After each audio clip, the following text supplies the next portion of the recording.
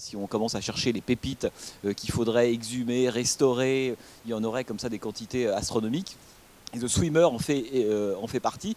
Et jusque-là, c'est un film pas très connu, pour plusieurs raisons, on pourrait dire. La première, c'est que l'homme qui a fait ce film-là, Frank Perry, est un cinéaste qui n'est pas vraiment identifié par la critique. Sur les radars, on ne sait pas trop qui est Frank Perry. Alors, certains ont vu certains de ses films. Je pense à Doc Holliday, par exemple. Hein. Doc, en anglais, film avec Stacy Keach et Faye Dunaway, sur, évidemment, les rapports entre Doc Holliday et Wyatt Earp. Un film de 70 formidable, une sorte de western typique, alors pour le coup, du Nouvelle Hollywood, un peu désenchanté, où Doc est un homme qui crache ses poumons, malade, alcoolique, fatigué, dans une ambiance extrêmement poisseuse. C'est vraiment un des films de la quintessence du western américain. C'est un film qu'il a réalisé en 70, d'ailleurs, après le film que vous allez voir ce soir. Et le reste des films qu'a tourné Frank Perry, hormis celui-là, d'ailleurs, Doc, qui est disponible en DVD, la plupart sont relativement peu connus. Hein, son premier film date de 62, un film pourtant très très beau, qui s'appelle David et Lisa, avec Dustin Hoffman, mais que la plupart des gens ne connaissent pas. Il a tourné un film extrêmement étrange en 69 qui s'appelle The Last Summer avec Barbara Hershey sur la vie de trois jeunes dont le rapport un peu à la Jules et Jim se teinte peu à peu de perversité. Pareil, c'est un film que la plupart des gens ne connaissent pas et je pourrais en citer comme ça beaucoup. C'est vrai que Frank Perry est quelqu'un qui n'a jamais réussi à faire le film qui le fait sortir du bois, si vous voulez, alors que en fait il l'a fait, ce film, c'est celui que vous allez voir ce soir, mais on a dit la deuxième raison pour laquelle il est peu connu, c'est que The Swimmer est un film qui est mal sorti, c'est-à-dire que Jean-Paul disait que c'est un film qui date de 68, c'est-à-dire que 68 c'est la date à laquelle le film va sortir, mais il était réalisé en 66, et c'est tout bête mais ça compte, vous savez, là vous avez compris qu'aujourd'hui, ce soir était une soirée placée sous une nouvelle Hollywood, hein, on revient un peu à ce qu'on faisait il y a 2 ans, et là c'est un film qui participe évidemment de ce mouvement-là. Le problème, c'est qu'en 68, Nouvelle Hollywood est totalement installée et déjà actif, plein de films sont en train d'être faits, la grande révolution du cinéma américain est en train de s'opérer. En 66, 2 ans plus tôt, c'est pas le cas du tout. En 66, c'est encore un moment un petit peu hésitant. Il n'y a pas eu Bonnie and Clyde, il n'y a pas eu The Rider, il n'y a pas eu La Horde Sauvage, il n'y a pas eu 2001, il n'y a pas eu La Nuit du Mort-Vivant, il n'y a pas eu tous le lauréat, tous ces films qui vont évidemment poser les bases du Nouvel Hollywood. En 66, on est un peu avant, et c'est un moment hésitant, à mon avis d'ailleurs passionnant de l'histoire du cinéma américain. Hein, c'est le moment où le Nouvel Hollywood est en train de frémir, mais n'a pas encore véritablement explosé. Donc le film sort, on pourrait dire, est réalisé un tout petit peu trop tôt, il est un peu seul, Frank Perry, quand il fait The Swimmer. Et l'autre raison, c'est que il y a le public qui aurait pu s'intéresser à ce film-là, en l'occurrence celui qui va adorer l'année suivante, en 67, le lauréat de Mike Nichols. Je ne vous en dis pas plus, mais c'est 2 films qui ont beaucoup de motifs évidemment communs et qui se ressemblent. C'est intéressant d'avoir en tête le lauréat quand on regarde le film que vous allez voir ce soir. Lorsque tous les jeunes, un jeune public, en tout cas plus à même de découvrir des films en prise avec l'Amérique de l'époque, découvre le lauréat, The Swimmer, ils sont passés complètement à côté. Et la raison pour laquelle ils passent à côté, d'abord parce que c'est Frank Perry et pas quelqu'un de forcément connu, et surtout parce que l'acteur principal de The Swimmer, c'est Burt Lancaster. Et Burt Lancaster, pour les admirateurs de Nouvelle Hollywood, de cette nouvelle génération de cinéastes d'acteurs, Burt Lancaster, il incarne un peu le Hollywood classique. En gros, il est un peu ringard. C'est une figure voilà, on se dit, ça va pas être un film de John, hein, si vous voulez, si Burt Lancaster est dedans. Grosse erreur, parce que c'est non seulement, à mon avis, un des plus beaux rôles de Burt Lancaster, mais c'était aussi son film préféré. Hein. Alors, ce qui est assez drôle, on pourra en parler, on se demande pourquoi c'est le film préféré de Lancaster. Alors évidemment, l'intérêt de ce film aussi, c'est qu'en allant choisir Burt Lancaster, Frank Perry, le cinéaste, et sa femme, Eleanor Perry, qui joue un rôle important, c'est elle qui a écrit le scénario d'après la nouvelle de John Cheever, dont le film est adapté. Eleanor Perry, pour le dire vite, c'est quelqu'un qui signera quelques scénarios importants dans les années 70, dont Le fantôme de Cat Dancing de Richard Sarafian, un grand chef-d'œuvre. Mais on n'aura pas le temps de passer, il faudrait passer un film tous les quarts d'heure, hein, en gros, pour faire le tour, mais bon. Elle joue un rôle important et donc ils vont chercher Burt Lancaster et vous allez comprendre la raison pour laquelle ils vont le chercher, évidemment, parce que ce qu'ils veulent, c'est précisément Burt Lancaster. C'est à la fois le corps de Burt Lancaster, et là, vous allez voir, hein, je pense qu'il n'y a pas d'autre film dans l'histoire du cinéma où un homme porte une seule tenue du début à la fin du film, et je ne vous dis pas la tenue que c'est, évidemment, il n'y en a pas. Si vous avez un autre exemple, je suis très preneur. Hein, enfin, je parle de films, films qui ne sont pas classés X, quoi, si vous voyez ce que je veux dire. Hein. Et donc voilà. Et la raison pour laquelle ils vont chercher Burt Lancaster, c'est pour son corps, mais c'est aussi évidemment pour tout ce que Burt Lancaster charrie avec lui. Et c'est ça qui est fascinant dans l'histoire du cinéma, et là en l'occurrence américain, c'est la façon dont les acteurs sont choisis aussi en fonction du passé cinématographique qu'ils ont. Et Burt Lancaster, en 68, il attaque la dernière partie, on pourrait dire, de sa carrière. Il tourne déjà depuis le milieu des années 40. C'est une des superstars évidemment du cinéma hollywoodien classique, du polar, du péplum. Il a tourné de tout absolument. C'est une des grandes figures du cinéma hollywoodien classique. Et évidemment, ce qui intéressait les Perry, Frank et Eleanor, c'est que par moments ressurgisse le passé de l'acteur. Et vous allez voir, je ne vous en dis pas plus, beaucoup de références à des précédents films de Burt Lancaster sont présents dans The Swimmer. Une petite chose, c'est que Burt Lancaster, qui est né en 1912 ou en 1913, a 55 ans au moment du tournage de The Swimmer. C'est assez fascinant de savoir ça, et c'est se dire que 5 ans auparavant, il jouait le rôle du guépard chez Visconti. Donc regardez ce film, je n'en dis pas plus, parce que c'est un objet qui est absolument inclassable, et je pense que le film porte ça d'ailleurs, une espèce de, par moments, de mélange extrêmement étrange, à la fois de registres, même d'acteurs venus de générations différentes. On ne sait pas vraiment ce à quoi on a affaire. C'est aussi la première bande originale d'un formidable compositeur qui est mort il y a un an et demi, qui s'appelle Marvin Hamlisch, et la musique compte beaucoup dans The Swimmer. Et la dernière chose, c'est que le titre, The Swimmer, signifie en gros le nageur, et pas du tout le plongeon, comme ça a été à un moment donné retitré, même si la question de la nage et du plongeon joue un rôle important dans le film. Donc voilà, je suis assez curieux de savoir ce que vous allez en penser, mais c'est à mon avis un des films les plus atypiques et les plus passionnants de ce moment du cinéma américain où le Nouvel Hollywood n'est pas encore en place, mais il est déjà là dans les têtes, quoi. C'est vraiment ça l'histoire de The Swimmer. Ayant dit ça, je n'ai rien dit, et tant mieux. Donc voilà, bonne projection. Donc rendez-vous dans 1h35 pour la discussion débat tout à l'heure.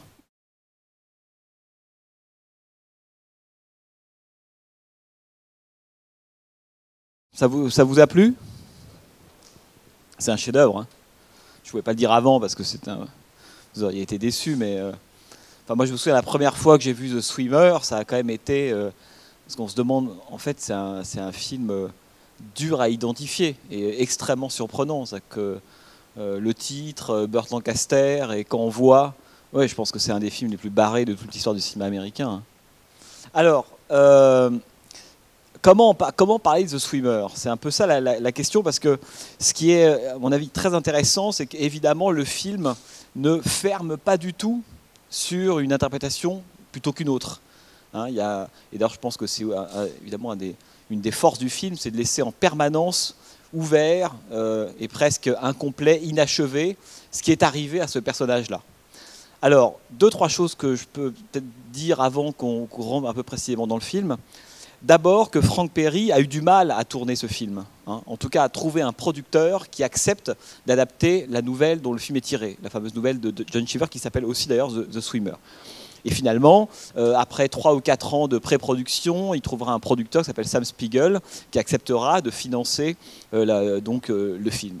Si ce n'est que les relations avec Sam Spiegel seront extrêmement orageuses, et avec Spiegel le producteur et avec Burt Lancaster, qui lui n'appréciait pas notamment le fait de se balader en maillot de bain pendant tout le film.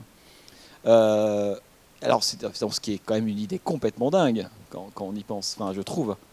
D'autant plus qu'évidemment, pour ceux qui ont vu quelques films de Lancaster avant, la tenue de Burt Lancaster évoque très directement celle qu'il avait dans Tant qu'il y aura des hommes de Fred Zinman, le film qui tourne en 1953. Il a le même maillot précisément. Autrement dit, le personnage qui rentre dans le film au début, oui, c'est un homme qui est en maillot de bain, dont on va découvrir peu à peu le passé ou l'avenir. Ça, c'est une question sur laquelle on va revenir. C'est dans quel sens temporel le film se déplace. Et moi, je pense qu'on peut considérer qu'il se déplace vers le futur ou vers le passé, on y reviendra. Mais en tout cas, le personnage qui rentre dans le film, c'est évidemment Burt Lancaster, qui semble tout droit sorti de l'âge d'or, on pourrait dire, du cinéma hollywoodien et de son propre âge d'or à lui. Hein, vous savez que Burt Lancaster a été sans doute peut-être même l'acteur du cinéma hollywoodien le plus athlétique. Hein, on l'appelait des muscles et des dents. Hein, c'était le surnom de Burt Lancaster et qui a tourné pendant toute sa carrière énormément de films qui mettaient en valeur à la fois son sourire, ses yeux, d'ailleurs, entre parenthèses, vous avez vu la façon dont Frank Perry réactive le regard d'un bleu qu'on n'a jamais vu nulle part ailleurs. Il faudrait presque inventer l'expression le bleu Lancaster, vous voyez ce que je veux dire, ça n'existe pas autrement. Et évidemment, il se sert aussi de ce visage-là, avec par moments presque une dimension iconique ou en tout cas publicitaire. Hein. Je pense que j'aime beaucoup la séquence, par exemple, du cheval, on y reviendra. On a le sentiment d'une publicité pour le corps de Lancaster intégré à l'intérieur du film. Hein. Et très volontairement, bien sûr. Hein. C'est Frank Perry qui d'ailleurs utilise beaucoup de registres, d'esthétiques différentes dans le film. C'est assez frappant. On a un côté par moments un peu satirique, un peu ironique, publicitaire, bucolique, et puis comique, et dramatique, et tragique, et gothique à la fin, puisque vous avez vu lorsqu'il retrouve cette maison qui évidemment est désertée, il frappe au gris, etc. Ça passe à The Swimmer et un film qui passe par un nombre d'humeurs extrêmement variées, si vous voulez. Mais cette séquence publicitaire, elle est évidemment passionnante parce qu'elle cumule, on pourrait dire, deux choses. D'un côté, effectivement, l'idée de la publicité pour le corps de Burt Lancaster, et comme c'est une pub, c'est un peu ridicule, c'est-à-dire qu'il n'y a que Burt Lancaster qui s'imagine qu'il ressemble à ça, évidemment, et en même temps des effets un peu psychédéliques, avec cette fille blonde, Janice Rule, qui joue le rôle de Julie. D'ailleurs, pour ceux qui s'en souviennent, vous savez, c'était la peste blonde dans La poursuite impitoyable d'Arthur Penn en 65. Ça vous dit quelque chose, hein? La peste, c'est elle. Hein. Bref, dans ce film génial d'Arthur Penn à l'époque. Et évidemment, avec cette séquence assez belle où on a en fondu comme ça le Lancaster courant, hein, à côté du cheval, avec une métaphore qui est presque à la limite de la trivialité. Hein, l'étalon, bon, on a compris, voilà, Lancaster est un étalon, et puis pas qu'au cinéma d'ailleurs. Voilà. Et en même temps, ce qui est assez beau, c'est les effets presque psychédéliques, hein, qui sont collés, greffés sur cette séquence-là. Tout ça pour dire que Perry a eu beaucoup de mal avec la production, avec Lancaster, et c'est dommage parce que c'est, à mon avis, c'est un des plus beaux rôles, de cet acteur-là, et à tel point qu'il a quitté le tournage à un moment. Juste ça pourquoi ? Parce qu'il y a une séquence dans le film qui n'est pas réalisée par Frank Perry, et c'est une des raisons pour lesquelles d'ailleurs les gens se souviennent de The Swimmer, ou le connaissent sans forcément l'avoir vu, c'est qu'ils savent qu'il y a un autre cinéaste qui a tourné une séquence en particulier, c'est Sidney Pollack. Sidney Pollack qui est au début de sa carrière, en 68, et à ce moment-là, c'est lui qui va être appelé un peu en catastrophe, alors que Frank Perry vient de quitter le tournage par Sam Spiegel, pour tourner la séquence de la rencontre avec Shirley, la maîtresse de Burt Lancaster. Et d'ailleurs, quand vous voyez le film, je ne sais pas si vous l'avez ressenti, peut-être pas forcément la première fois, mais on sent qu'à ce moment-là, le registre, la mise en scène change un tout petit peu. Hein. Lorsque Burt Lancaster retrouve sa maîtresse, on a un découpage, une mise en scène qui est plus classique, plus ordonnée, du chant, du contre-chant, etc. Alors que jusque-là, on est plutôt sur des effets impurs, même par moments à la limite, hein, du ridicule. On sent que c'est une forme à ce moment-là qui se cherche complètement. Aussi bien, on a presque tous les tics d'ailleurs de ce que deviendront certaines des manies du nouvel Hollywood. Par exemple, la grande séquence entre lui et son ancienne babysitter, hein, qui est filmée de loin, avec une espèce de voix vaporeuse. Ça, c'est un type de séquence. On parlait tout à l'heure de Play Misty for Me de Clint Eastwood, par exemple. Hein, on a déjà, ça c'est presque un code du nouvel Hollywood, hein, cette façon de décaler, on pourrait dire, de mettre dans le flou, dans l'incertitude, dans l'image des personnages, et de garder extrêmement présent leur voix au niveau de la bande son. Ça, c'est un tic typique du cinéma hollywoodien.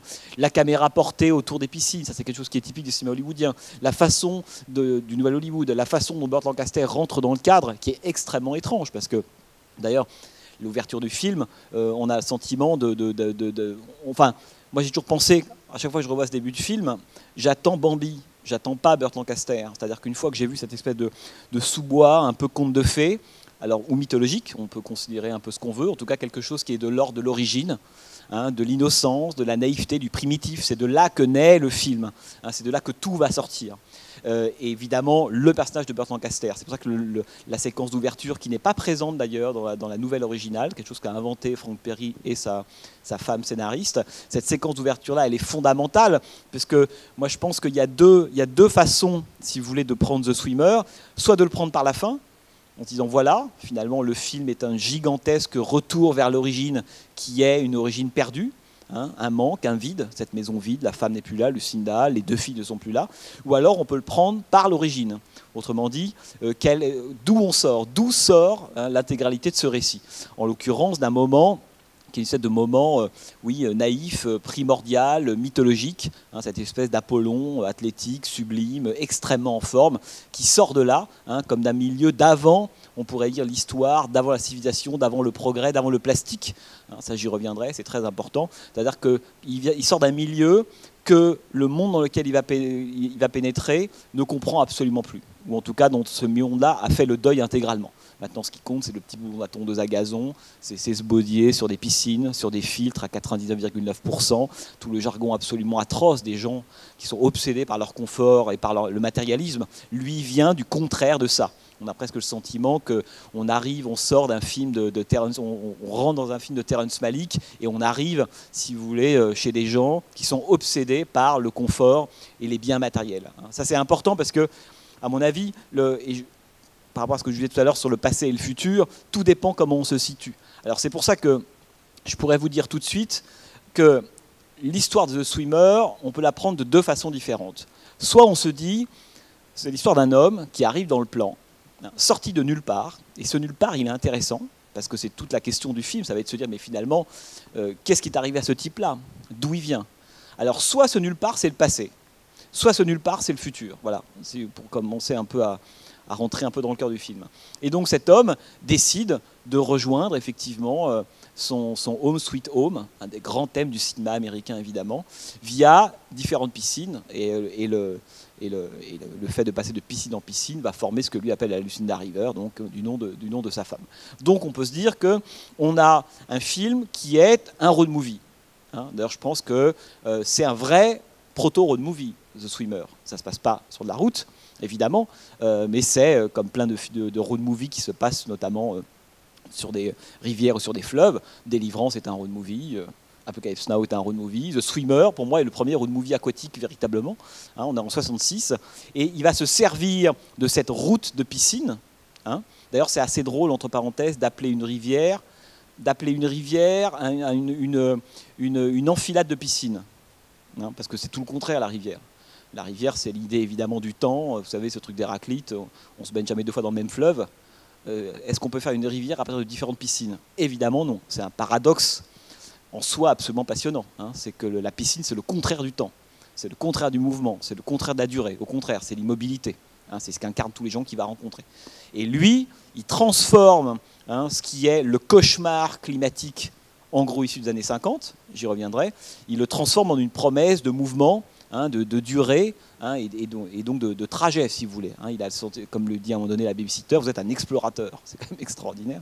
Vous êtes un explorateur. Pourquoi? Parce que lui, effectivement, a transformé les piscines, qui sont le contraire du mouvement et du temps, hein, en quelque chose qui, en l'occurrence la rivière, qui retrouve cette idée de déplacement. Donc le road movie, il est inscrit presque dans le trajet spatial du personnage, puisqu'on a un personnage qui va d'un point A à un point B. Vous savez que dans le grand road movie, à partir notamment, on en a parlé l'année dernière, non, c'est il y a 2 ans, pour ceux qui étaient là, quand on avait projeté notamment Alfredo Garcia de Sam Peckinpah, qui est notamment une forme de road movie un peu malade et macabre, mais ça emprunte la forme du road movie. Le principe du road movie, c'est toujours le même dans le cinéma américain, et surtout dans ce moment qui va devenir l'âge d'or du road movie, c'est qu'on part d'un point A à un point B, et plus on avance dans l'espace, ce qui est le cas de Dan Merrill, hein, il se dirige vers un endroit très précis qui est son foyer, plus on avance dans l'espace, plus on recule dans le temps. Ça, c'est la loi cinématographique de tous les road movies, ce qui fait que généralement, au terme du road movie, non seulement on en a appris plus sur son passé, on a revu des éléments du passé, on a revu sa propre histoire, on a revu même l'histoire collective, personnelle, de l'Amérique même en général, et à la fin, ce qu'on trouve, c'est l'origine, toujours. Et en général, hein, l'origine, pour ceux qui ont vu, pardon pour les références à L'Homme sans frontières de Peter Fonda, film de 71 avec Peter Fonda et Warren Oates, généralement l'origine elle n'est plus là. Hein, parce que quand on a quitté son foyer, quand on revient, l'origine a disparu. C'est une des grandes terreurs de la fiction américaine. Hein, c'est toujours le désir de l'exploration, de sortir de chez soi, de conquérir de nouveaux territoires, avec le risque quand on revient que cette origine, paf, elle est disparue. Donc le trajet de The Swimmer, c'est un trajet de road movie, puisqu'on a un personnage qui effectivement se déplace hein, dans l'espace, d'un point A à un point B, et se déplaçant dans l'espace, il se déplace dans le temps. Alors tout le problème évidemment, c'est que c'est la personnalité, ou en tout cas c'est le fantasme ou l'autisme d'Eden Merrill. Hein, c'est que ce que je raconte là n'est pas exprimé clairement dans le film. Dans le film, on a quoi? On a un personnage qui a priori vit dans sa bulle, qui refuse quelque chose qui lui est arrivé, ou qui va lui arriver. Alors pour l'instant je reste au passé, mais gardons cette hypothèse quand même du futur possible en permanence, hein, qui refuse ça, mais le contact avec les gens progressifs qu'il va rencontrer, les uns après les autres, va systématiquement refaire surgir des nappes de passé, des choses que visiblement il a refoulées, dont il ne veut plus entendre parler. Il ne veut tellement plus entendre parler qu'il ne sait même plus, c'est une question en tout cas, que ça existait. Ou en tout cas, il les a tellement refluées que pour lui, ces choses-là n'ont plus de réalité. Ces choses-là, c'est quoi? Alors c'est extrêmement dur à définir, mais disons que par petites touches, on comprend quoi? Qu'il avait, l'avant, c'était quoi? Une femme avec laquelle il s'entendait bien, c'est en tout cas, on pense que c'est ça au début, couple absolument parfait, riche, hein, ça se passe dans le Connecticut. Vraiment, c'est en gros le modèle parfait de ce qu'a été l'Amérique d'Eisenhower des années 50. Le modèle de l'American Way of Life, il est représenté par tous les gens que croise Ned Merrill. Le problème, c'est que Ned Merrill, là où le film est assez génial, à mon avis, en tout cas, mais même le scénario, c'est que Ned Merrill n'est pas l'étranger, on pourrait dire déjà hippie, parce que Ned Merrill, il a du sang hippie dans les veines. Le problème, c'est qu'il est trop vieux pour prendre la route comme Easy Rider. Mais c'est déjà un personnage du Nouvel Hollywood. Il est juste trop vieux pour ça. Mais en lui s'active déjà tout ce qui fera le Nouvel Hollywood. Le refus du matérialisme, le refus de cette vie conformiste, le refus du plastique. Tout est déjà dans ce personnage-là. Bon. En même temps, ce qui est intéressant avec Ned Merrill, c'est que lui, contrairement à ce que deviendront les films du Nouvel Hollywood, il ne faut pas que j'oublie de vous parler du lauréat, parce que c'est le film charnière pour comprendre tout ça, lui a été de ces gens-là. Ce n'est pas quelqu'un qui vient d'une autre génération, qui refuse en bloc un mode de vie qui au début nous amuse et qui au bout d'un moment nous dégoûte, tout simplement. Lui, il a été comme ces gens-là. Ce qui fait que plus le film progresse, plus l'écart a priori entre Ned Merrill et les autres, évidemment, se réduit. Puisqu'on se rend compte que lui aussi a voulu avoir une belle maison, lui aussi a fait des garden parties totalement superficielles et creuses, sans aucun intérêt, lui aussi a été raciste avec le chauffeur, lui aussi a traité comme des chiens les gens, les petits épiciers, ceux qu'il rencontre à la toute fin dans la piscine municipale, ce qui n'oubliez pas, dans le cadre, on est dans un film américain, hein, ça veut dire que la piscine municipale, c'est le traitement communiste. Hein, quand on va à la piscine municipale, c'est qu'on n'est vraiment plus rien de rien. Vous voyez, se baigner au milieu du peuple, c'est le signe terminal. D'ailleurs, c'est pas inintéressant que ce soit la dernière séquence du film. Hein, quand on en arrive à se baigner dans la piscine chlorée avec le peuple américain, les autres, c'est le stade ultime de la déchéance. Hein, après, il n'y a plus que la maison vide. Hein, c'est le stade ultime. C'est pas inintéressant que dans ce récit, on ait choisi d'en arriver là. Hein, à la fin, c'est la piscine municipale. Mais ce qui est beau, évidemment, c'est que Ned Merrill, et on l'apprend via à chaque fois des bribes d'informations ou d'inquiétudes, ou même de presque absurdes de la part des personnages qu'il va rencontrer, on se rend compte que Ned Merrill a été l'un de ceux-là. Donc, alors ça, je vous dis ça tout de suite, c'est qu'il y a deux façons de voir le film. Où on se dit que Ned Merrill, alors évidemment, le reflux, il a refoulé quelque chose qui lui a fait perdre tout ce qu'il avait. Il a perdu sa femme, on va le comprendre petit à petit. Ah bon, tu retournes chez elle, puis on commence à comprendre, grâce ou à cause des regards des uns et des autres, que au début il s'isole un peu, puis après on se dit qu'il est un petit peu fou, autiste, qu'il est juste malade, hein, qu'il a une pathologie chez lui. Il avait des filles, dont on comprend peu à peu qu'il les a perdues, et non seulement il les a perdues, puis que ces filles-là se moquaient de lui, le traitaient de guignol, et qu'elles sont peut-être devenues délinquantes. Alors certains disaient que les filles de Burt Lancaster ont peut-être pris la route parce qu'elles ont écouté les Rolling Stones et elles ont pris une chopper sur la Highway 61. C'est possible aussi que le devenir hippie des filles de Burt Lancaster dans le film. Donc il avait une maison dont on se rendra compte à la toute fin qu'il l'a perdue. Il avait un métier qu'il a perdu parce qu'un type est arrivé et a pris sa place. Bref, la déchéance sur tous les tableaux, intime, professionnel, amoureuse, etc. Mais le type, on se rend compte, au fur et à mesure, a été un salaud. Hein, mais un salaud ordinaire, comme on est tous. C'est-à-dire qu'il a... Enfin, voilà, il faut que je fasse attention à ce que je vais dire maintenant. Mais vous comprenez ce que je veux dire. Il a trompé sa femme, il a maltraité les gens, il ne s'est pas intéressé à ses amis. Quand il y a ce moment extraordinaire, lorsqu'il demande des nouvelles d'un ami dont on se rend compte qu'il est mort. Il est mort, voilà. C'est que à la fois, ces gens c'est un milieu quasi consanguin, ils passent tout leur temps ensemble, parce que le monde extérieur n'existe pas. Ça, c'est un des grands sujets, évidemment, de The Swimmer. Le seul moment du monde extérieur, pour eux, c'est l'horreur. Et l'horreur, c'est la piscine municipale. C'est là qu'on sort de cette espèce d'enclos de gens plutôt riches et bien portants, hors, évidemment, des villas privées qui sont les unes à côté des autres. Voilà, ce personnage-là, il a été de ces gens-là. Il a appartenu à ces gens-là. Ce qui fait que, par rapport à cette question du passé et du futur, à mon avis, il y a deux façons de voir le film. Où on se dit, voilà, Ned Merrill, finalement, d'abord, il y a une dimension mythologique, presque fantastique dans le film. L'ouverture, par exemple, ne place pas du tout le récit sous une égide réaliste, naturaliste. On se rend bien compte qu'on rentre dans une fable ou une allégorie. Donc il faut toujours avoir ça en tête quand on voit le film. Et même la façon dont c'est filmé par moment, la séquence du cheval, personne ne croit à un moment qu'il y a eu cette séquence du cheval. Hein, puisque souvenez-vous, la caméra s'approche du regard de Burt Lancaster, son œil très très bleu, et là le cheval apparaît.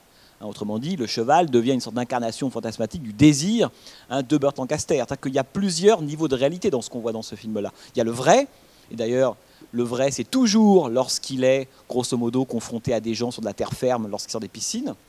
Il y a tout ce qui est de l'ordre du mental, du déni.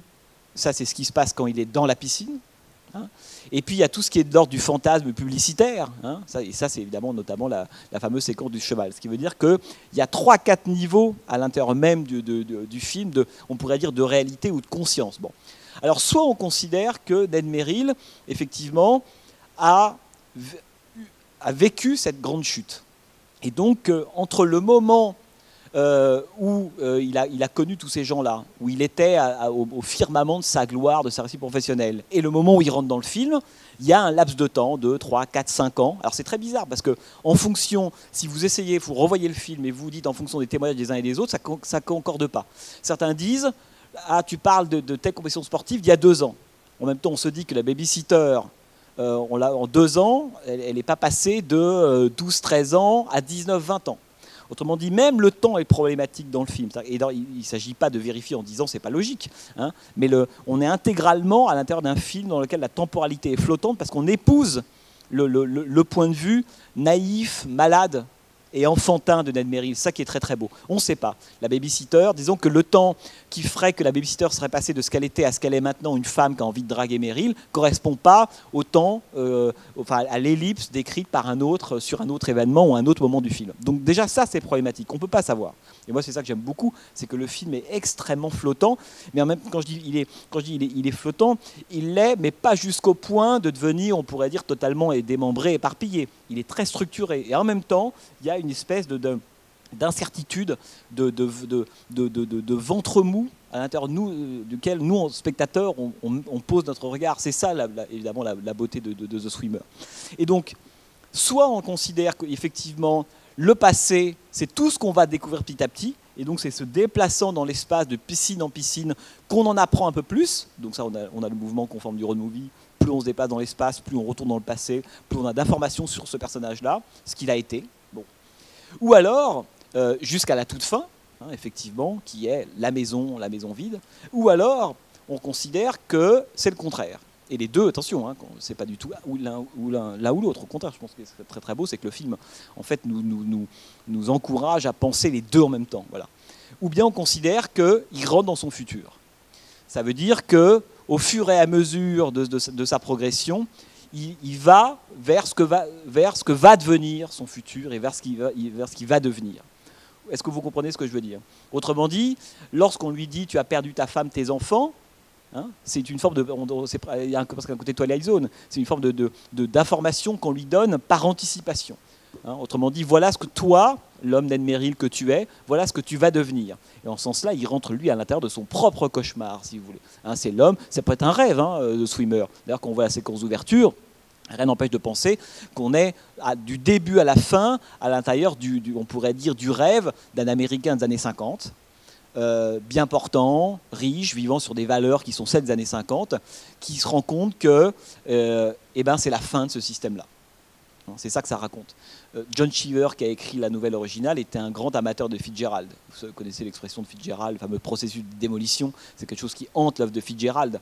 La façon dont quelque chose s'est brisé, à quel moment cette chose-là s'est brisée, et comment finalement la déchéance intervient petit à petit. On ne sait pas à quel moment elle a commencé.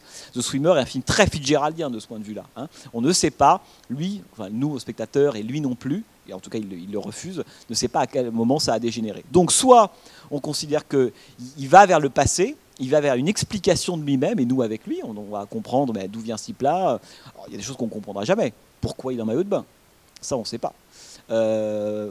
Pour quelle raison il a décidé de... Qu'est-ce qu'il a fait pendant les 2-3 ans de son absence, ou 7 ou 8 ans, peu importe. Ça non plus, on ne le sait pas.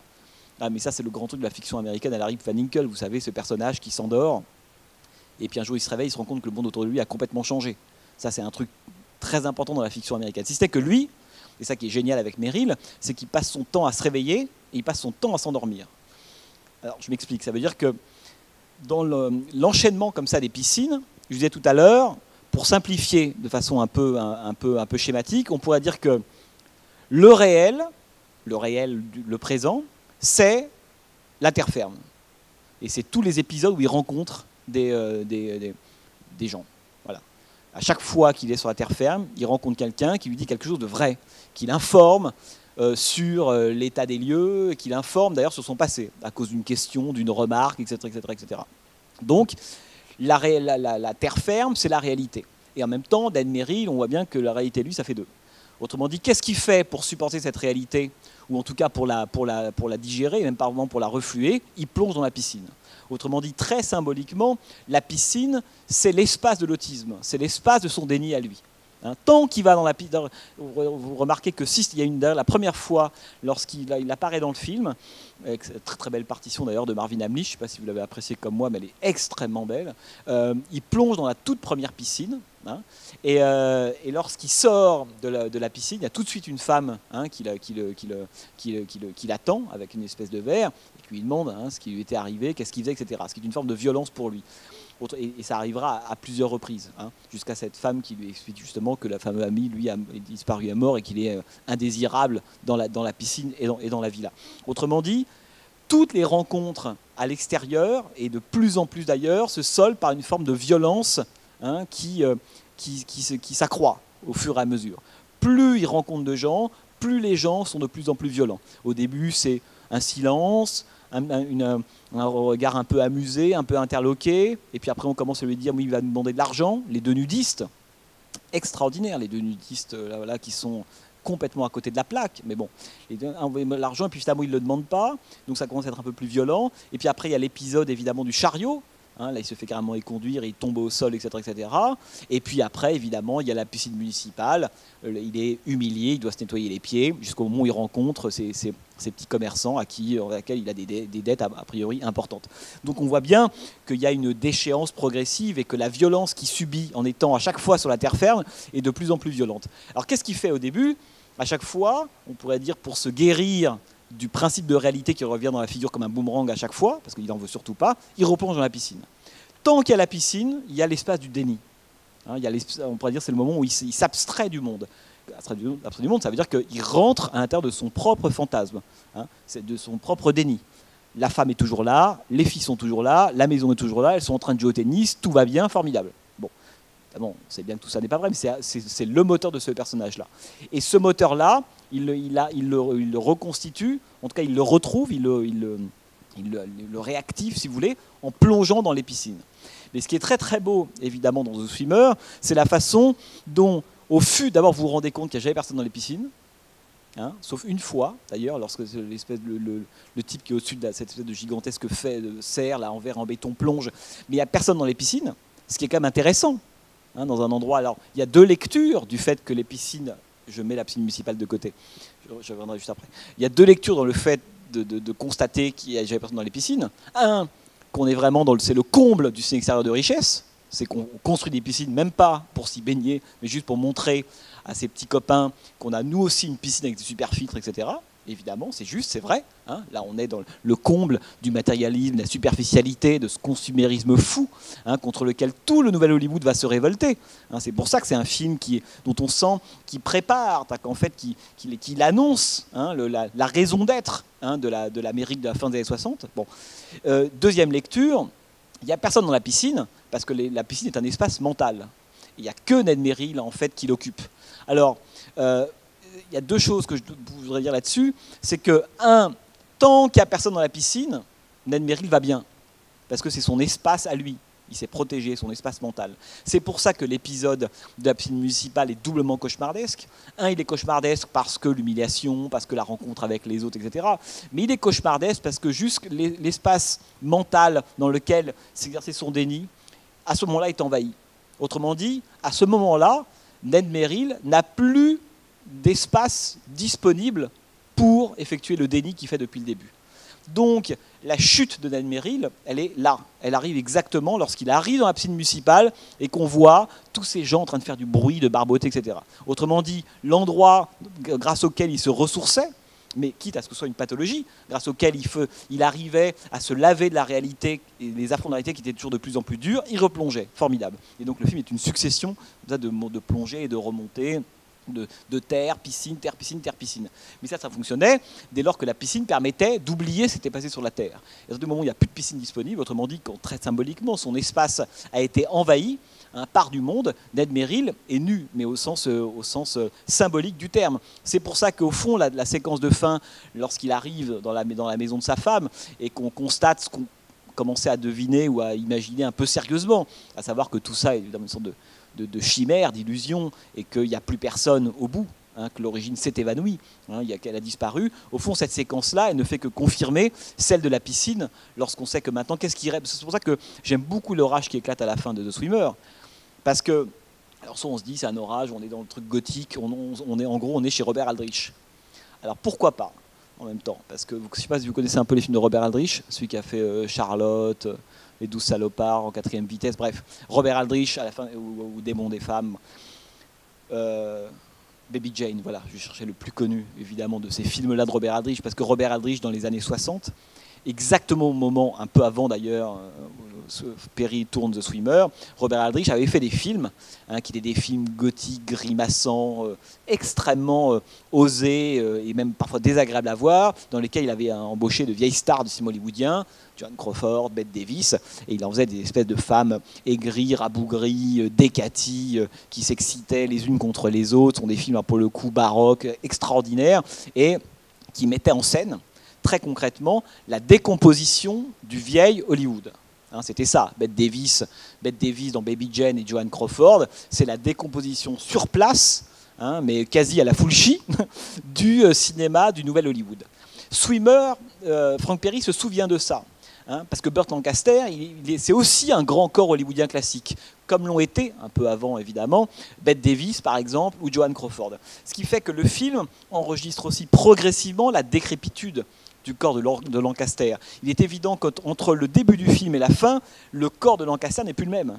Il n'est plus filmé de la même façon. Il n'a plus du tout cet talent. Au début, il est absolument parfait. Il est athlétique, au soleil, il est bronzé, etc.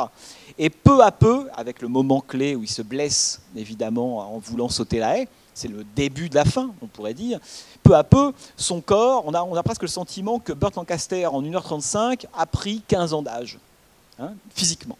Parce qu'en plus, là, on le voit, il n'a qu'un maillot. Il n'y a pas l'artifice de la tenue, du costume, pas du tout. Il n'a qu'un maillot.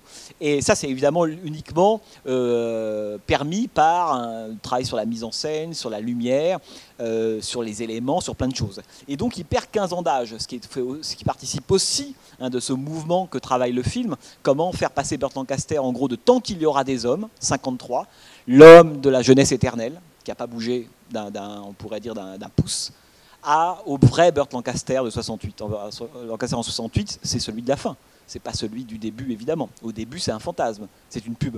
À la fin, c'est vraiment le Burt Lancaster de l'époque. Et ce trajet-là, il est beau, puisque c'est une manière de ramener le corps de la star à sa réalité, ce qui sera un des grands mouvements de Nouvelle Hollywood. Je l'ai souvent dit il y a 2 ans, Nouvelle Hollywood, il y avait une méfiance systématique à l'égard de la star. On a voulu au contraire des gens qui ressemblaient à tout le monde, avec des corps qui souffrent, des gens avec des défauts, qui ne sont pas forcément tous des icônes de mode ou de magazine. Hein. Et ce qui est très beau, c'est que The Swimmer effectue ce trajet avec Burt Lancaster, qui commence comme il était en 53 et qui termine comme on doit être en 68. Hein. C'est vraiment ça le trajet qu'il fait. Et donc, évidemment, lui, décrépit, son corps, il a presque le sentiment qu'il commence à être voûté, il boite, il a froid.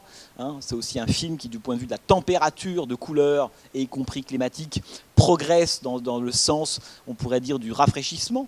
Vous avez vu, au fur et à mesure, Burt Lancaster commence à avoir froid. Jusqu'à ce moment génial où il dit mais le soleil, ici, le soleil ne chauffe pas autant qu'avant.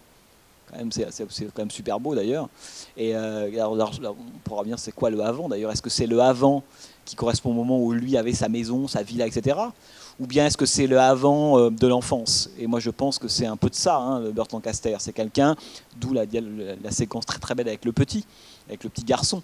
C'est que en fait le passé, le vrai passé de Burt Lancaster, le vrai paradis perdu de ce personnage-là, et c'est en ce sens-là qu'il devient sympathique d'ailleurs.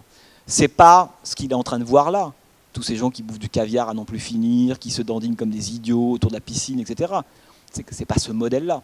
On voit bien que là, le vrai paradis perdu de Burt Lancaster, c'est quelque chose qui a à voir avec l'enfance, avec l'innocence.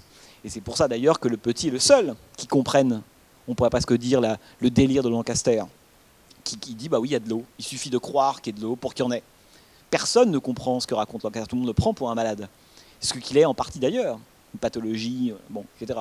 Par contre, le petit gamin, lui, c'est le seul personnage, évidemment, dans le film, qui ne renvoie pas Burt Lancaster à un moment passé, à une blessure, à une douleur, à quelque chose, voilà, à une étape de sa chute, quoi, si vous voulez. Le seul, c'est le petit gamin. Pourquoi? Parce que là, il trouve son alter ego, mais fantasmatique.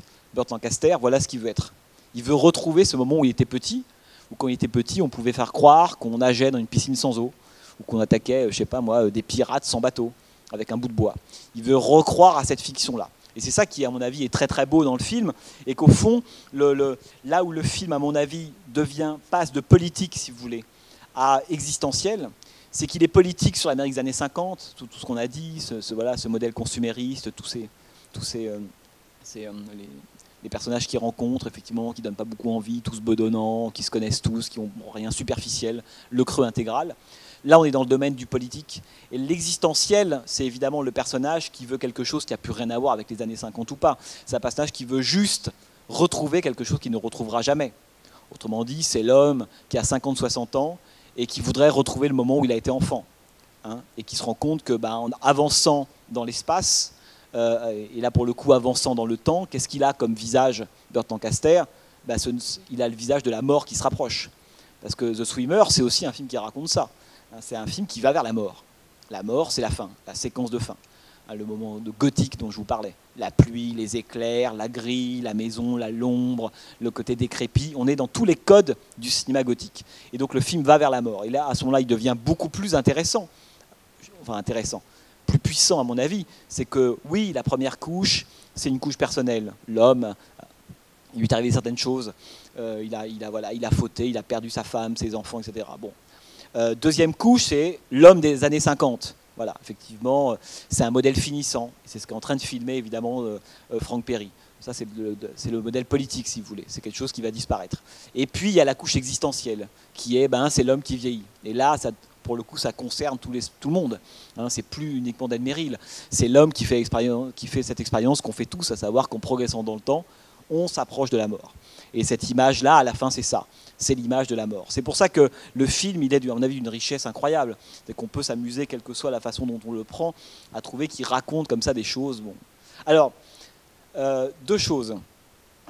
Pourquoi donc je vous parlais tout à l'heure d'Aldrich. Alors, un dernier mot là-dessus, parce que Baby Jane, pour ceux qui ont vu ou s'en souviennent, The Swimmer, en fait, The Swimmer, ça commence comme Bambi, et ça se termine comme qu'est-il arrivé à Baby Jane. Voilà, si on devait faire le trajet esthétique de ce film, c'est ça. passant par différentes étapes, différents modèles, les années 50, les débuts des années 60, la jeune fille, la drague par ordinateur, tout y est. Bon. C'est vraiment le trajet fou, parce que si on dit comme ça, on se dit mais de quel film accouche cette espèce d'équation délirante?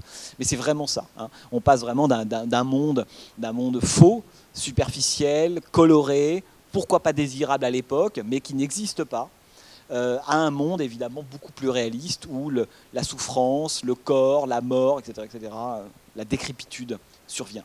Et donc d'où l'importance de la référence, à mon avis, assez souterraine. Enfin, je n'ai jamais lu Perry parler de Robert Aldrich, mais ça me semble tellement évident que la fin est se marche dans le sillage des films de ces films-là de Robert Aldrich. Et l'autre chose importante que j'ai oublié de vous dire, sur l'orage qui clôt le film. Bon. Alors évidemment, Gothic, très bien. Mais ce qui est assez beau, c'est que jusque-là, le film séparait très clairement ce qui était du côté de la terre et ce qui était du côté de l'eau. Hein, il y avait le côté terrien et aquatique, alternance rigoureuse pendant tout le film. Et on voit bien, au fur et à mesure que le film progresse, alors par plein de touches subtiles, j'ai pas le temps là pour le coup de toutes les repérer, mais par plein de touches subtiles, on se rend compte qu'il y a de moins en moins d'eau dans la piscine, ou en tout cas d'eau disponible, soit parce qu'il n'y a plus d'eau du tout, comme avec le gamin, soit parce que l'espace est totalement envahi, et il y a de plus en plus d'eau, de boissons, de choses liquides sur la terre ferme, jusqu'à la séquence de la piscine municipale où il faut qu'il se douche avant de rentrer dans la piscine. Autrement dit, là où il est seul, c'est au moment où il se douche sur la terre ferme. Et là où il est très nombreux, c'est au moment où il est dans la piscine, son espace d'avant, qu'il ne peut plus occuper maintenant avec tous les gens. Et la séquence de fin est assez belle parce que l'orage symbolise ça exactement. C'est le moment, c'est un peu comme si toute l'eau, si vous voulez, de toutes les piscines qu'il avait traversées jusque-là, n'oublions pas qu'ils sont des espaces mentaux, hein, lui tombait sur la figure. C'est pour ça que le cauchemar, il est là. À la fin, on a l'eau et la terre ferme mêlées, via la figure de cette espèce d'orage qui lui tombe dessus, qui est une image, je trouve, extrêmement belle. Et d'ailleurs, ça me fait penser à lorsque Burt Lancaster arrive dans sa maison, d'ailleurs aussi qui est une maison qui ressemble à une maison beaucoup plus ancienne que toutes les autres. Hein, on est encore dans toujours ce trajet de remonter dans le temps, y compris même dans le type d'espace et de maison qu'on va arpenter.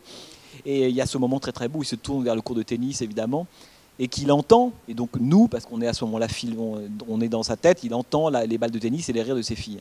Et c'est assez beau de se dire que c'est un film qui est tourné en 66, et qu'un an plus tard, Antonioni va tourner Blow Up, je ne sais pas si vous vous en souvenez, et que Blow Up se clôt par une partie de tennis, dans laquelle on entend, et à force d'entendre, on voit une partie de tennis. Hein. Une séquence très très célèbre de la fin de Blow Up. Et c'est assez beau de comparer, hein, on pourrait dire, l'illusion, la part existentielle qui est dans The Swimmer là, avec ce qui arrivera quelques mois plus tard dans le Blow Up d'Antonioni. Tout ça par la même figure d'une partie de tennis invisible que par la magie de l'illusion, du fantasme ou de la relativité du réel, parce qu'en fait c'est ça dans le film d'Antonioni, on arrive à voir. J'aime bien cette espèce de lien là.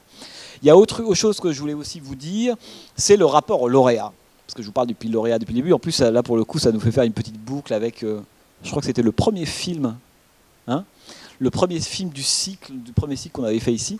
C'est donc le lauréat, un des films fondateurs de Nouvelle Hollywood. Alors, je ne sais pas, en même temps, ce que je veux dire est évident, je ne sais pas si c'est quelque chose qui vous est apparu, mais The Swimmer est donc un film qui prépare Nouvelle Hollywood, qui est sorti un petit peu avant, et on sent que tout ce qui fera Nouvelle Hollywood est en grande partie est là en germe. Et il y a un film qui est presque la suite, dans ma tête que c'est la suite, mais je pense que ça marche un peu quand même, la suite de Swimmer, c'est le lauréat évidemment de Mike Nichols. Vous avez tous en tête le lauréat. Bon, le lauréat, alors ça se passe en Californie, là ça se passe dans le Connecticut, donc on n'est pas sur les mêmes côtes, mais en gros c'est pareil. Le lauréat, avant que le fameux Benjamin Braddock de Dustin Hoffman décide de quitter sa maison californienne pour aller retrouver sa dulcinée, qui est la fille de Mrs. Robinson dans le film, il prend sa voiture, souvenez-vous, puis sur Simon Garfunkel, il s'en va sur le campus. Avant ça, le lauréat il se passe dans un univers exactement similaire à celui de The Swimmer. La même chose, le même type d'individu, le même type de personnage, d'entrepreneur, la même obsession du conformisme. Alors, on commence à tisser des liens entre les deux, ils sont évidemment innombrables, hein, et notamment la question de la piscine.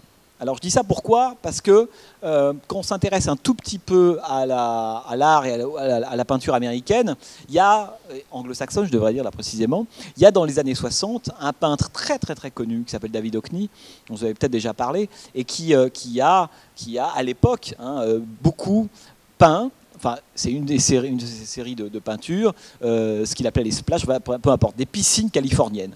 Hein, de bleu, sont magnifiques, sous un soleil formidable, avec des maisons de très très belles vitres, la villa californienne.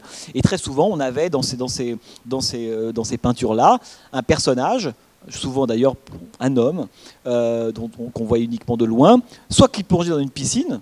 Hein, alors il y a un de ces une célèbre peinture qui est devenue d'ailleurs le titre d'un documentaire sur lui qui s'appelle Le Bigger Splash, dans lequel le personnage plongeait dans une piscine, ou alors qui restait comme ça sur le bord du plongeoir et qui attendait de plonger. Esthétiquement, ce sont des peintures très importantes parce qu'elles ont beaucoup marqué certains films américains des années 60. D'abord le lauréat, évidemment, Mike Nichols connaissait très très bien le travail de David Hockney, et Benjamin Braddock dans le film, Dustin Hoffman avec son scaphandre, souvenez-vous, rentrant dans la piscine, etc. etc. Tout ça, ça sort des tableaux de David Hockney. Mais sans doute aussi que The Swimmer aussi.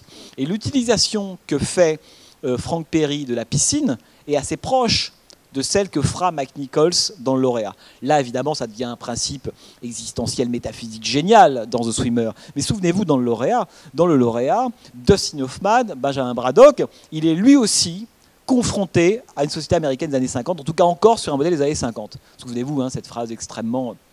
Ce dialogue très très célèbre lorsque l'un des amis de ses parents, alors qu'on vient de fêter le diplôme de Benjamin Braddock, et qu'après il est programmé pour devenir comme tous ces gens-là, le prend comme ça à part lors d'une soirée et lui dit: Benjamin, pour ton avenir, évidemment, il y a une seule chose qu'il faut retenir. Il s'appelle McGuire, le type, parce que Benjamin Braddock lui dit: bah oui, je vous écoute, monsieur McGuire. Il me dit un seul mot. Il dit: oui, monsieur McGuire. Il dit: c'est le plastique. Et le plastique qui est quelque chose qui est là. D'ailleurs, je me suis demandé après avoir vu le lauréat si ça venait pas de The Swimmer, parce que là, le mot plastique intervient aussi comme une sorte de métaphore parfaite de tout ce qu'on est en train de voir. Des gens en plastique, des désirs en plastique, des maisons en plastique, tout est en plastique dans ce film-là. Enfin, dans ce cas, dans le modèle que Ned Merrill a été, d'une certaine façon, tout est en plastique. Et donc, Benjamin Braddock, il est très proche de Ned Merrill de ce point de vue-là, parce que lui aussi, à un moment donné, il va vouloir sortir de ce monde, le même monde que traverse le personnage de The Swimmer. Il va vouloir en sortir. Mais avant d'en sortir, qu'est-ce qu'il fait?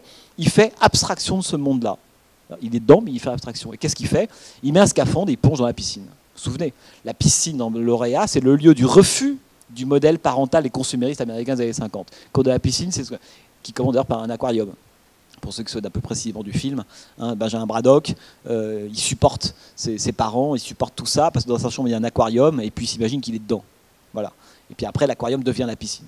Dans le Swimmer, c'est exactement la même chose. La piscine joue exactement, si vous voulez, le même type de rôle. C'est pour ça que c'est un drôle de film dans l'histoire du cinéma américain, The Swimmer, parce que c'est un film qui, on pourrait dire, filme la fin, mais la certitude que cette Amérique des années 50 va disparaître, et d'ailleurs elle est en train de disparaître, c'est une Amérique qui pourrit sur place, littéralement, c'est ça que filme le film, et en même temps, tout ce qui va arriver n'est pas, on pourrait dire, encore présent. Tout gronde, mais les choses ne sont pas encore là.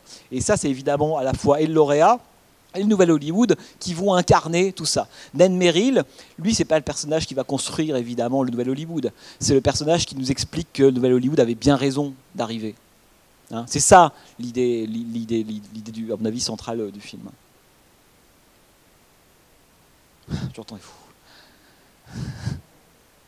Mais il y a énormément de choses à dire sur ce film. En même temps, moi, ce que je trouve très beau, c'est que, c'est ça que je vous disais avant, que c'est un film qui est quand même très particulier dans l'histoire même du cinéma, parce qu'il est à la fois, il est d'une ambition, on pourrait dire, philosophique, enfin métaphysique incroyable. C'est-à-dire que quand on creuse ce film-là, c'est un film que je trouvais extrêmement beau, très subtil, très fin, avec par moments une forme qui est proche du kitsch, ce que les Américains appellent le camp, c'est-à-dire que la jeune fille babysitter, elle a un côté ami, enfin voilà, c'est vraiment une espèce de, c'est une fille de papier glacé. On a l'impression qu'elle sort du drive-in, c'est-à-dire qu'il y a toujours un problème temporel en permanence dans le film. Tout ça avec un espèce de scénario qui est un des scénarios les plus originaux et on pourrait dire audacieux du cinéma américain. Parce que si vous allez voir un producteur, vous vous dire j'ai une idée. Un homme arrive dans un film en maillot de bain et rentre chez lui de piscine en piscine. C'est ça que ça raconte The Swimmer. C'est-à-dire qu'il n'y a pas beaucoup de films qui donnent un tel argument, arrivent à produire un film aussi puissant. Alors là, c'est complètement cintré comme film, The Swimmer. Et en même temps, à mon avis, c'est un chef-d'œuvre.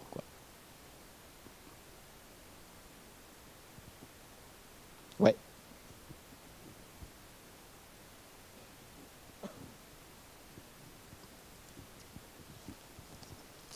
Ouais, à propos de la temporalité, au-delà du flottement qu'il y a entre lui et son passé, j'ai l'impression que dans le film lui-même, il y a quelque chose qui est très flou, parce que dans la séquence d'ouverture, on a l'impression d'être en automne, genre de quoi c'est ce qui m'a semblé, avec des arbres qui sont... les feuilles qui sont par terre, tout est marron.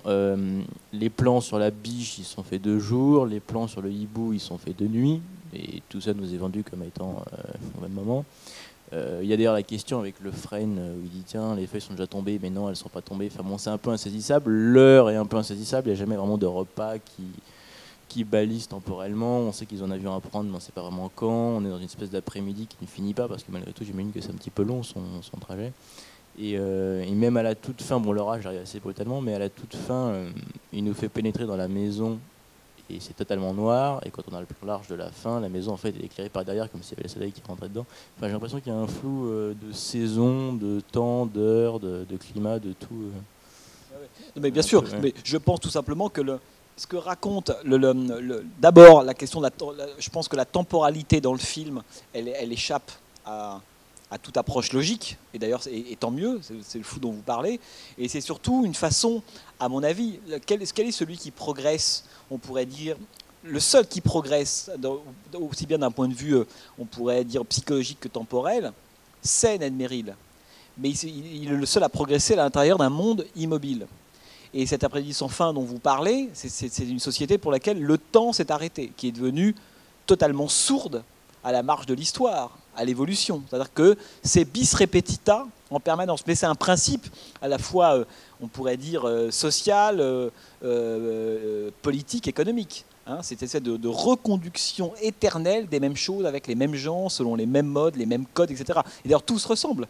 C'est-à-dire que les piscines sont les mêmes, les gens passent d'une piscine à l'autre, boivent les mêmes choses. Et d'ailleurs, certains personnages le disent finalement. On se raconte toujours les mêmes blagues. On n'a plus de blagues à raconter parce qu'on peut même plus se draguer à force de se côtoyer. Et donc, je pense que le film met en scène ça, une espèce finalement de société totalement, on pourrait dire, hors du temps. Dégage, presque hors sol, hors du temps. Mais c'est cette immobilité-là, cet immobilisme-là, qu'elle va payer très très cher. C'est le début de The Party de Black Edwards. Si vous vous souvenez, voilà, de cette espèce de système de production qui croit qu'en 68, on peut faire des films comme en 60, comme en 50, comme en 40. Et puis un jour, tout ça va exploser. Parce que ce sont des gens qui n'ont pas changé d'un chouïa et qui ne se sont pas adaptés à l'évolution, à la fois des mœurs, à l'évolution tout court, et donc à l'histoire. C'est ça, à mon avis, qui est évidemment intéressant. Et c'est la même chose que dans The Party de Black Edwards. Et donc on a cet effet de présent éternel, permanent plus précisément. Mais pas dans le cas de Ned Merrill.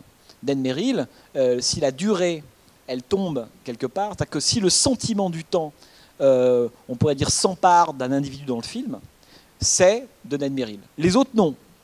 Les autres, c'est des gens qui pourrissent sur place sans même comprendre que parce qu'ils font toujours la même chose, le temps continue malgré tout de défiler. C'est ça qui est assez fascinant chez eux. Dan Merrill, non. Dan Merrill, c'est quelqu'un qui, lui, ne cesse au contraire de se déplacer à l'intérieur de son propre temps, encore une fois, dans un sens ou dans l'autre. Et d'ailleurs, je ne sais pas. Quand je disais tout à l'heure, c'est un film qui va vers le futur ou vers l'avenir.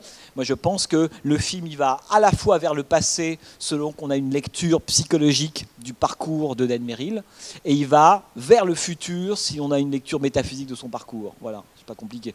Et je pense que la beauté du film, c'est de conjuguer les deux en même temps. Il faut penser les deux en même temps. Mais vous avez raison, l'incertitude temporelle, et y compris spatiale d'ailleurs, tout ça, avec cette très très belle séquence. Entre parenthèses, je dis une dernière chose là-dessus parce que j'y pense, c'est la séquence de l'autoroute. Donc il arrive, voilà, il est en maillot de bain, il a de plus en plus froid, il passe son temps à se tenir, on est de plus... Voilà, pour le coup, c'est de l'automne, c'est une sorte de glaciation progressive, hein, de l'automne à l'hiver, si vous voulez. Bon. Et cette séquence-là, elle renvoie à une autre séquence d'un autre film réalisé 3 ans plus tôt qui s'appelle Lonely as the Brave, ça s'appelle Seuls sont les indomptés. Ça vous dit quelque chose? Film David Miller avec Kirk Douglas. Dans ce film, Kirk Douglas, c'est un film qui se passe à l'époque contemporaine, joue le rôle du dernier cow-boy, hein, d'un homme qui n'a pas envie de s'adapter au progrès, à la modernisation, à la voiture, etc. Et qui est le dernier cow-boy du Nouveau-Mexique. Et donc il se balade avec son cheval comme ça. Et il y a une séquence dans le film, dans laquelle il y en a 2, mais la première, où il tente avec son cheval de traverser une autoroute. Hein. Et c'est exactement la même chose que fait Burt Lancaster dans The Swimmer. Il tente de traverser une autoroute. Et ce qui est fascinant, évidemment, c'est peut-être moins clair dans The Swimmer que dans Seuls sont les indomptés, c'est que dans le film de David Miller, c'est évidemment l'opposition entre d'un côté un mode de vie, un espace libre, l'open range, le cheval, le cow-boy, face à l'autoroute, le quadrillage du paysage, les camions, les voitures. L'un étant évidemment la négation de l'autre. C'est parce qu'il y a des voitures qu'il n'y aura plus des gens comme Kirk Douglas dans le film. Et la confrontation des deux est très très belle et raconte presque en accéléré la confrontation de 2 moments de l'histoire de l'Amérique, du progrès ou de transition extrêmement violente, avec ce très très beau plan où on voit Kirk Douglas, le cheval effrayé Kirk Douglas au milieu de l'autoroute, effrayé, pris dans le rétroviseur d'un immense camion. Voilà, tout le film est là. Dans The Swimmer, c'est pareil, mais on se dit, mais alors, Burt Lancaster, est-ce que c'est le cow-boy ou est-ce que c'est le cheval du film? Et je pense que c'est pareil. Ça veut dire, à un moment donné, ce qui est assez beau, c'est qu'on sent que Burt Lancaster, il fait tâche à tous les niveaux lorsqu'il arrive sur l'autoroute, et aussi parce que c'est un corps, un personnage, un type d'individu venu d'un autre temps. Le seul moment où l'histoire objective, on pourrait dire, arrive dans The Swimmer, c'est au moment de l'autoroute, qui incarne quoi? Le contraire de tout ce qu'on a vu depuis le début, l'immobilité, etc. Le moment au contraire de la vitesse, le passage. C'est ça le flux de l'histoire, qui est extrêmement dangereux, symboliquement extrêmement dangereux. C'est très très dur de rentrer ou de couper le flux de l'histoire. Hein, c'est ce que raconte très précisément à ce moment-là cette scène, et que je trouve évidemment très belle, quoi.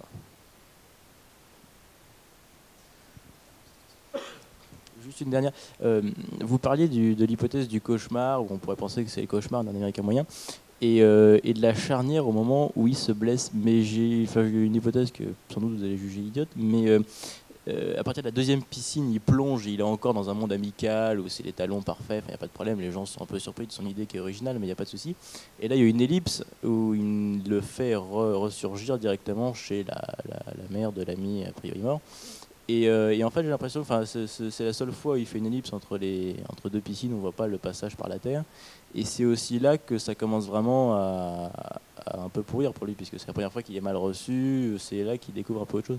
Et je me demandais si d'une certaine manière on ne pouvait pas envisager une lecture d'un début presque au premier degré et d'un cauchemar qui vient avec cette plongée dans une piscine et où il en ressort dans une autre. Moi je pense que tout est possible dans le sens où la question des ellipses, oui, elle est plus brutale là, bien sûr. En même temps, à chaque fois qu'il sortait d'une piscine, où il rentrait dans une piscine après avoir été insulté, grosso modo. Il rentre dans la piscine et puis il s'en va. Ou bien il est dans la piscine, on l'insulte et il part par le sous-bois. En même temps, rien ne dit qu'entre la fin, il y a 2-3 plans, comme 2-3 fins de séquence comme ça, où il s'en va seul dans la profondeur de champ, et ensuite on va le retrouver dans une autre piscine. C'est aussi une forme d'ellipse. Après, moi je pense que le film n'est pas du tout mathématique. Et ça serait terrible qu'il le soit. Vous voyez, c'est pas Christopher Nolan, quoi. On n'est pas en train de se dire est-ce que c'est juste ou pas. Ça vole un tout petit peu plus haut que ça. Et ce que j'aime beaucoup, moi, à mon avis, dans la façon dont le film se déroule, c'est que on peut considérer que, et pourquoi pas, mais en fait, ça me gêne presque de le repérer, parce que ça autopsie le film et ça le rend pas grand, quoi. C'est-à-dire que de repérer la taille des différentes ellipses, voilà, parce qu'elles sont pas les mêmes. Alors, et si on repère la taille des différentes ellipses, ça accrédite ou ça renforce l'hypothèse, si vous voulez, qu'on se déplace dans le futur. Et pourquoi je dis ça? Parce que à chaque fois, plus l'ellipse est grande, plus on peut considérer que l'écart entre ce qu'il croit et ce qu'il va rencontrer, ou ce qu'il a été et ce que c'est devenu, est grand. C'est pour ça effectivement que l'ellipse dont vous parlez, lorsqu'il rencontre la femme qui lui parle un peu sèchement, qui est sans doute la première fois qu'il a affaire à une opposition un peu violente comme ça, c'est précisément après la plus longue ellipse. Ça veut dire quoi? C'est que si on considère que l'homme va vers sa mort, et que c'est l'apprentissage de « on ne sera plus jamais ce qu'on a été », grosso modo, qu'on vieillit, hein, qu'on perd des amis. Parce que cette femme-là, elle dit quoi? Elle dit « tu pensais qu'il est vivant? Non, il est mort ». C'est dit très clairement dans le film. Autrement dit, la violence de cette confrontation, elle débouche sur une nouvelle, l'annonce de la mort. Si on considère que le film raconte ça, un homme qui refuse d'accepter que le cours de la vie, c'est d'aller évidemment vers la mort, on comprend pour quelle raison cette ellipse-là est la plus grande et pour quelle raison après cette ellipse-là, on parle très très précisément, si vous voulez, que la question de la mort soit soulevée, quoi. Oui, mais en même temps, elle lui dit, il est sorti dès qu'il sort. Je sais pas, dès qu'il sort de la piscine, tout de suite, plus le temps passe, plus l'espace de la piscine se rétracte. Au début, il y a de la place, on pourrait dire, entre la piscine et puis l'agression ou l'incompréhension. Et peu à peu, à la fin, c'est à peine il est sorti, jusqu'au moment où, très très beau d'ailleurs, devant cette espèce de garden party, évidemment ridicule, avec des gens perdus, cette femme qui est prête à partir avec le premier venu parce qu'il lui dit qu'elle a de beaux cheveux. C'est quand même, il y a des trucs extrêmement, en une réplique, il y a des personnages qui existent comme ça, c'est tragique, quoi. Bon. Et voilà, je sais plus ce que je voulais dire, mais c'est ça. Oui, en fait, vous avez demandé tout à l'heure, je ne sais pas si c'est matière à réflexion, hein, c'est juste comme ça. Vous avez demandé tout à l'heure un film qui... il faudrait qu'on vous donne le nom d'un film où on trouve un personnage comme ça qui soit habillé pareil. J'en ai trouvé un. Et c'était conforté par... C'est la première fois que je vois le film, hein, donc je ne l'avais pas vu avant. C'était conforté par de nombreuses petites scènes par-ci par-là. Alors je vais vous expliquer. Alors, le film, en fait, c'est Tarzan. Le fait que le personnage ait un rapport très fort avec la nature. Ça commence avec les animaux, il arrive de nulle part, il commence à grimper, on est au-dessus de lui. Ensuite, il passe son temps quand même à nager tout le temps. Dans Tarzan, il passe son temps aussi à plonger dans des fleuves, etc., à nager le crawl, tout ça. Le fait aussi qu'il soit athlétique, évidemment, et le rapport aux animaux. Et puis après, il y a peut-être d'autres trucs à voir, je ne sais pas. Ça oui, c'est intéressant. Mais alors après, le problème, c'est que Tarzan, c'est... je comprends tout ça, et en même temps, disons plutôt que je pense qu'il y a dans l'imaginaire ou dans tout ce qu'on peut mettre comme dans la tête ou dans le passé de Lancaster, en tant que grand héros américain, il y a une part de Tarzan, voilà, plus précisément. Ça, je suis d'accord, oui. Maintenant, de là à faire de Tarzan un proto-héros à la Ned Merrill, qui lui-même, alors qu'il plonge avec Jane toute nue, enfin dans le numéro 2, enfin bref, là ça devient plus chaud. Mais je pense qu'effectivement, le Burt Lancaster à l'avant, il sort de cette mythologie-là aussi. Mais alors, pour le coup, c'est pas forcément la mythologie du bon sauvage, c'est la mythe, mais ça c'est la mythologie, enfin c'est le côté Emerson, hein, profondément américaine, d'avant le progrès et la chute. Ce moment où il y a eu un Éden, le rapport à la nature, effectivement, le hibou, le lapin, le soleil. Il passe son temps à commenter le soleil. Il a un rapport au début, Burt Lancaster, quasi panthéiste au monde. Hein, il dit là le soleil est beau, regarde ses fleurs, regarde ses arbres. Au début, il est émerveillé. C'est son côté gamin. Hein. L'enfant, c'est quelque chose qui est dans sa tête en permanence. Il est comme un enfant. Il est émerveillé par ce qu'il voit. On lui parle de qu'est-ce que tu penses d'eux, comment tu as vécu. Et lui, il répond, tu as un formidable maillot, elles sont très très belles. C'est assez touchant. Mais il parle comme un gamin qui s'émerveille de ce qu'il voit. Il ne comprend pas, il voit. Et donc, c'est de ça dont il parle au début. Et on voit bien que la question de la nature est très importante. Et d'ailleurs, la déchéance, elle commence aussi par des choses liées au climat. Le fameux soleil qui chauffe moins qu'avant. Hein.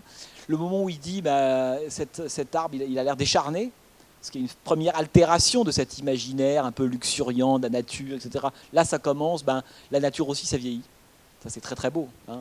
Bref, le film est par petites touches extrêmement fin en permanence là-dessus. Et ça que j'aime beaucoup aussi, c'est qu'arriver à faire un film avec un sujet qui prête autant à l'interprétation. Vous voyez, c'est un film qui normalement vous donne une sorte de fièvre herméneutique. Quand on voit The Swimmer, on a envie d'écrire 150 pages dessus. On a tous envie d'avoir son interprétation dessus. Bon, et plein sont possibles. Et en même temps, ce qui est très très beau, c'est que cette espèce de propension à l'interprétation jamais ne neutralise la dimension poétique et mystérieuse du film. Pour moi, c'est ça la grande réussite de The Swimmer. Généralement, des films hyper métaphoriques. Enfin, on pourrait, je sais pas, vous regardez la dernière Marianne Bad de Alain Resnais, par exemple, où vous avez envie de sortir vos dictionnaires, vos essais, d'écrire, ça vous rend peut-être super intelligent. Mais est-ce que c'est quelque chose qui vous, qui tolère l'incompris, l'inachèvement, qui fait rentrer de la poésie? C'est autre chose. C'est quelque chose qui est beaucoup plus cérébral, qui fait rentrer des neurones. Voilà, vous êtes devant ce film-là de Resnais, auquel on pourrait penser par moments, à cause du jeu sur le temps, sur l'espace. Là, c'est plutôt un cercle, enfin, un truc qui tourne en rond, alors que chez Resnais, c'est plutôt un labyrinthe. Mais on pourrait penser que ce sont deux films qui dialoguent, et pas du tout. Et c'est ça que je trouve très très beau dans The Swimmer, c'est que jamais, on pourrait dire, la puissance théorique du film n'écrase sa dimension poétique. Voilà, c'est ça qui est... Et c'est rare dans le cinéma, c'est rarissime. C'est-à-dire que je parlais de Resnais, où il y a beaucoup d'autres films comme ça, dont on sent qu'ils pensent extrêmement fort. Mais au bout d'un moment, le fait de penser très très fort casse un tout petit peu, on pourrait dire, mais l'émotion au sens strict du terme, l'intuition, c'est-à-dire ce qu'on comprend autrement que par des théorèmes, des raisonnements, etc. Et ça, je trouve que The Swimmer est pour ça une réussite, enfin, que je trouve assez rare. Je n'ai pas beaucoup d'exemples en tête de films qui soient à la fois théoriquement si stimulants et en même temps poétiquement si forts. Voilà, c'est ça que c'est généralement dans l'histoire du cinéma.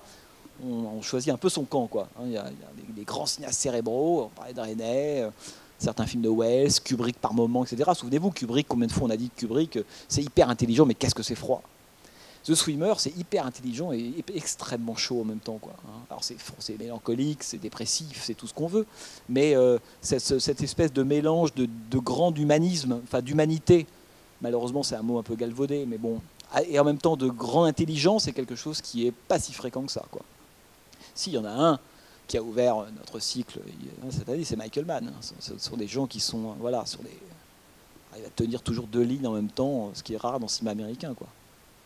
Qui vous rend à la fois beaucoup plus intelligent et beaucoup plus sensible en même temps. Voilà, c'est pas évident à trouver dans le cinéma, hein, je trouve.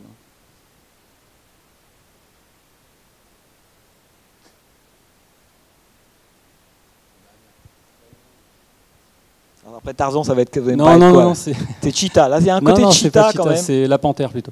Non, mais juste à la fin, en fait, on se faisait la réflexion. Il n'y a pas de piscine chez lui, justement. Bah non, c'est le fameux cours de tennis. C'est ça, hein, donc l'espace mental, tout ça. Merci. Bon, et ben voilà, c'est le moment d'aller nager. Merci beaucoup en tout cas. Et donc, alors, le mois prochain, c'est... Heroes for Sale. Voilà, un Heroes for Sale, film de William Wellman. Venez, vous allez voir, alors voilà un drôle de truc. Hein. Enfin, bon, vous me direz rien. Allez, bonne soirée.